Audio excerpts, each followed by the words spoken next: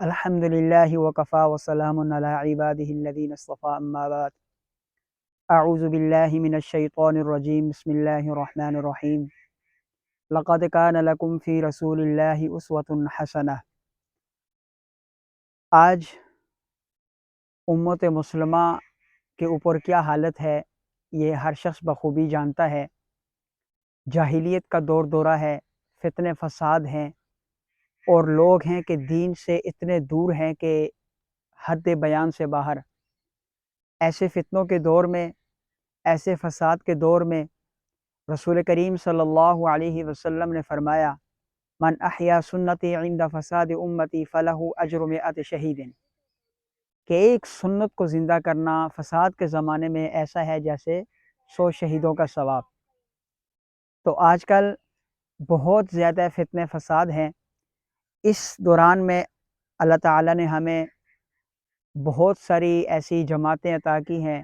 مثال کے طور پر مدارس دینیہ ہے، تبلیغی جماعت ہے، کہ جس میں انسان دین سیکھ بھی سکتا ہے، دوسروں کو سکھا بھی سکتا ہے، اور اپنی جو سوچ ہے اسے مذہبی کرنے کے لیے، دینی کرنے کے لیے انسان تگ و دو کوشش کر سکتا ہے۔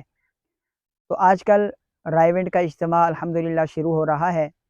کل بروز جمعرات 2 نومبر 2023 کو عصر کی نماز کے بعد انشاءاللہ رائیونٹ کا اجتماع شروع ہو رہا ہے۔ ہم بھی انشاءاللہ جا رہے ہیں۔ آپ حضرات سے بھی درخواست ہے کہ آپ اس اجتماع کے اندر شریک ہوں۔ رسول کریم صلی اللہ علیہ وسلم کا فرمان ذیشان ہے کہ لغدوۃ فی سبیل اللہ او روحۃ خیر من الدنیا وما فیہا، کہ جس نے اللہ کی راہ میں ایک صبح اور ایک شام لگایا وہ دنیا اور وما فیہا سے بہتر ہے۔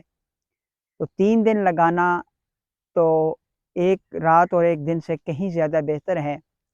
اور پھر جو آدمی جس اخلاص کے ساتھ، جس للہیت کے ساتھ، جس اللہ کی طرف اپنی آپ کو لے جانے کے ساتھ، رجوع اللہ کے ساتھ جائے گا، جس محبت اور الفت کے ساتھ جائے گا، اس کا ثواب اس درجے زیادہ ہوتا جائے گا۔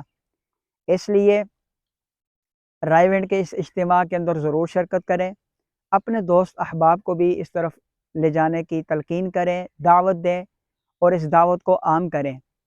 آج ہم دیکھتے ہیں کہ ہمیں جب تبلیغی جماعت والے 40 دن 4 مہینے لگا کے واپس آتے ہیں تو کارگزاریاں سناتے ہیں، تو ایسی ایسی بھیانک کارگزاریاں سامنے آتی ہیں کہ انسان کے ہوش اڑ جاتے ہیں۔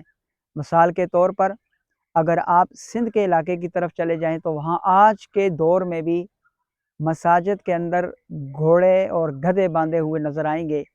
لوگوں کو کلمہ طیبہ پڑھنا نہیں آتا، اور لوگ نماز تک نہیں جانتے، وضو کا طریقہ نہیں جانتے، ان کو بنیادی اسلام کی جو چیزیں ہیں وہ ان کا پتہ نہیں ہے۔ تو اس لیے جماعت کا آنا جانا، چلنا پھرنا جو ہوتا ہے، ان چیزوں کا سیکھنا سکھانا ہوتا ہے۔ اور یہ جماعت، تبلیغی جماعت، وہ واحد جماعت ہے جو کسی کے خلاف نہیں ہے، کسی مسلک کے خلاف نہیں، کسی مذہب کے خلاف نہیں، بلکہ یہ خالصتاً اسلام کی دعوت اور ترویج کے لیے ہے، اور اسلام کو سیکھنے اور سکھانے کے لیے ہے، دعوت کے کام کے لیے ہے۔ اللہ تعالیٰ مجھے بھی اور آپ کو بھی عمل کرنے کی توفیق عطا فرمائے۔